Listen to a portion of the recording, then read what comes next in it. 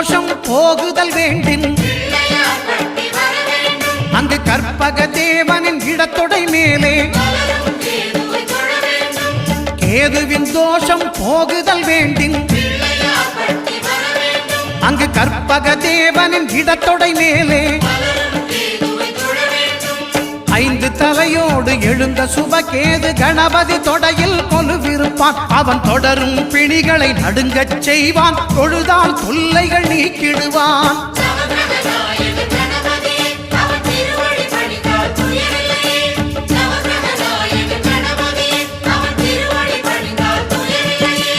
ஒன்பது கோளும் ஒன்றாய் காண அங்கு கற்பகம் என்னும் கடவுள்